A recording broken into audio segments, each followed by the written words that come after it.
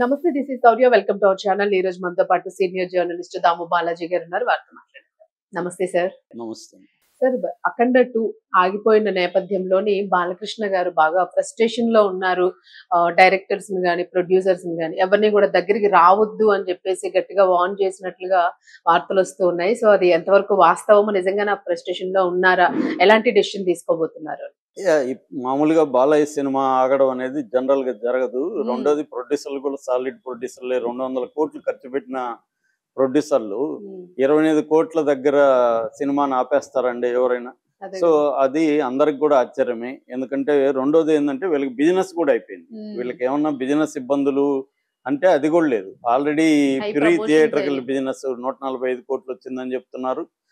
ఓటీటీతో కూడా అయిపోయిందని చెప్తున్నారు. ఓటీటీ కూడా దాదాపు 80 నుంచి 100 కోట్లు అయిపోయిందని చెప్తున్నారు. అంటే కంఫర్టబుల్ గా ఈ సినిమా ఆల్రెడీ రిలీజ్ కాకముందే ప్రొడ్యూసర్లు సేఫ్ గా ఉన్నారు అనేది వచ్చే వార్త బయటికి. ఇది నిజమా కాదో మనకి తెలియదు. ప్రొడ్యూసర్ వైపు నుంచి అనేక కష్టాలు ఉంటాయి. టాక్ అయితే అది. సో ఏదేమైనా ఇది సేఫ్ ప్రాజెక్ట్. ఎందుకంటే వరల్డ్ వైడ్ గా దీనికి మంచి బడ్జ్ వచ్చింది, బ్రహ్మాండమైన పబ్లిసిటీ వచ్చింది. బాలయ్య కెరీర్ లోనే ఇది హైయెస్ట్ బడ్జెట్ సినిమా. దాదాపు 200 కోట్లు కలెక్ట్ చేసింది కూడా మంచిగా. ఎందుకంటే అఖండ 1 అనేది హైయెస్ట్ ఇప్పటి వరకు. దాదాపు 83 కోట్ల నెట్ షేర్ కలెక్ట్ చేసింది ఆయన సినిమా. ఇది ఇప్పుడు 200 కోట్లు దాటేసింది ఆల్రెడీ. 250 కోట్ల వరకు ప్రీ రిలీజ్ బిజినెస్ అయిపోయింది అన్ని కలుపుకుంటే. అంటే శాటిలైట్, ఓటీటీ, థియేటర్లు అన్ని కలుపుకుంటే 250 crore బిజినెస్ అనేది అయిపోయింది. సో ఇది కరెక్ట్ గా కానీ ఎగ్జిక్యూట్ చేస్తుంటే 500 కోట్ల క్లబ్ లేకి బాలయ్య వెళ్ళేవాడు. రెండోది ఫస్ట్ టైం పాన్ ఇండియా సినిమాకి బాలయ్య వెళ్ళేవాడు. ఈ వయసులో పాన్ ఇండియాకి వెళ్ళడం అంత ఈజీ కాదు. చిరంజీవినే వెళ్ళలేకపోతున్నాడు. సో మామూలుగా మనకి 1000 కోట్ల క్లబ్లో సినిమాలు ఇండియాలోని 8 ఉన్నాయి. అందులో 4 తెలుగే. సో అలాగా మన అనేక రికార్డులు మనకు ఉన్నాయి. కాబట్టి బాలయ్య కూడా దీంట్లో ఈ రేస్ లో యంగ్ హీరోలతో పోటీపడి వెళ్లే పరిస్థితి ఈ సినిమాతో ఉంది. అటువంటిది ఆగిపోయింది. ఆగిపోవడానికి ప్రధాన కారణం ఏంటంటే ఈరోస్ ఇంటర్నేషనల్ మీడియా లిమిటెడ్ అనే ఒక సంస్థ అనేక సినిమాలు తీస్తుంది. వీళ్ళది B4U అని కూడా ఒక బ్యానర్ ఉంది. కిషోర్ లల్లా అండ్ సునీల్ లల్లా అని 2 బ్రదర్స్ దీన్ని స్థాపించారు.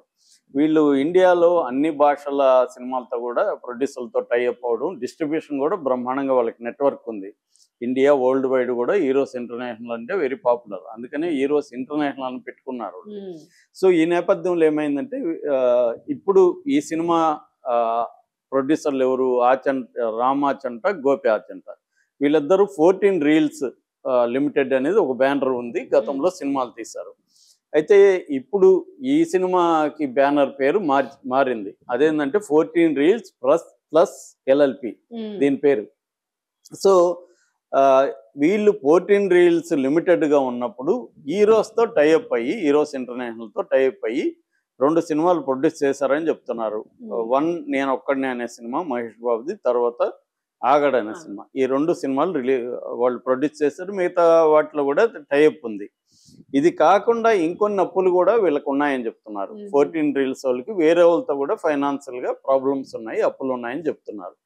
ఏదేమైనా వాళ్ళు కూడా ఇప్పుడు ప్రెజర్ చేస్తున్నారు. మా డబ్బులు ఎప్పుడైనా సినిమా రిలీజ్ అప్పుడే ప్రెజర్ చేస్తారు. ఎందుకంటే ఇప్పుడు తప్ప వాళ్ళు మళ్ళీ లేరు అనేసి. సో అది కూడా జరుగుతుంది. ఇప్పుడు ఈ రోజు ఏం చేశారంటే వాళ్ళకి 27 కోట్ల 70 లక్షలు ఇవ్వాలి. టోటల్ గా 28 లక్షలు రౌండ్ ఫిగర్ అనుకుంటే, 28 కోట్లు అనుకుంటే, ప్లస్ 14% వడ్డీ 4 ఏళ్లకి. ఇవన్నీ కలుపుకొని మాకు ఇవ్వాలి అని చెప్పి వీళ్ళని అడిగితే వీళ్ళు ఇవ్వలేదు.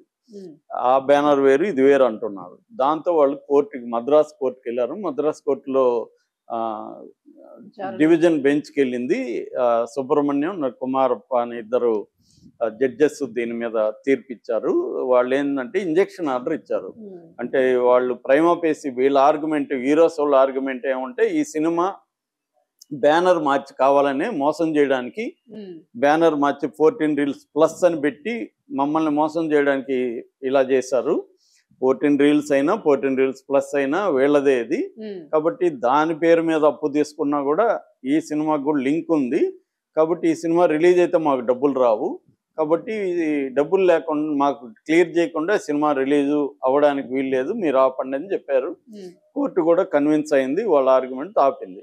ఇప్పుడు బాలయ్యకి నిజానికి ఇది పెద్ద షాకు. ఎందుకంటే ఇటు బాలయ్య ఆ, వియంకుడుగా ఉన్న చంద్రబాబు, లోకేష్ వీళ్ళు చాలా పెద్ద పవర్లో ఉన్నారు ఇప్పుడు.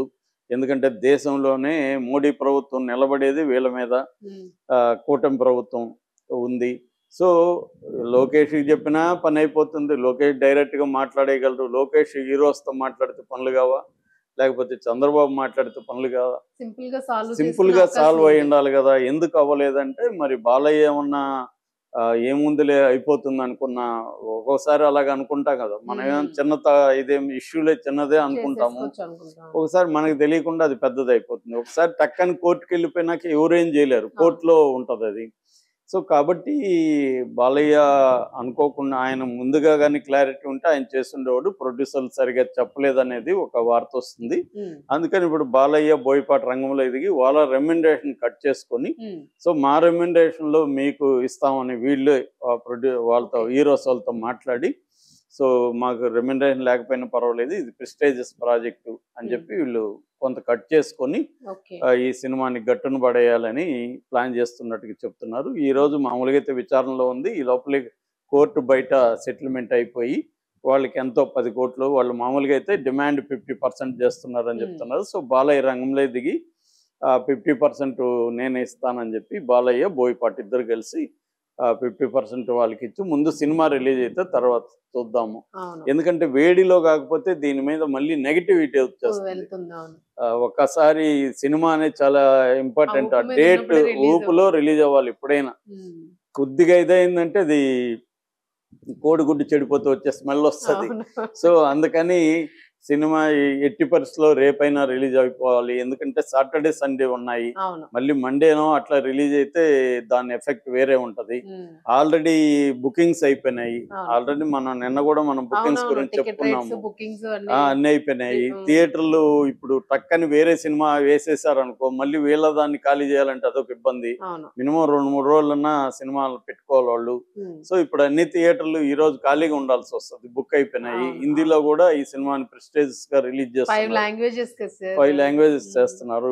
సో వరల్డ్ వైడ్ గా రిలీజ్ అవుతుంది. అమెరికాలో కూడా దీని మీద సెలబ్రేషన్ జరుగుతున్నాయి. జర్మన్ లో ఒక అతను టికెట్ కూడా 2 లక్షలు పెట్టి కొన్నాడు, సూపర్ ఫ్యాన్ అని చెప్పి. ఇలాగా వరల్డ్ వైడ్ గా ఒక బజ్జీ దీనికి ఏర్పడింది.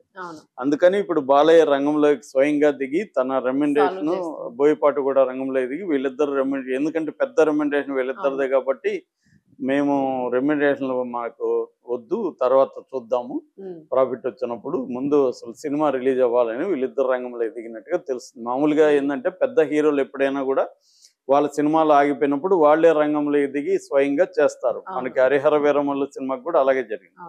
అయితే ఇక్కడ ఇంకొక విషయం వినిపిస్తుంది. అదేంటంటే సరదా టోన్ లో ఇప్పుడు వేణుస్వామి దీని మీద ఒక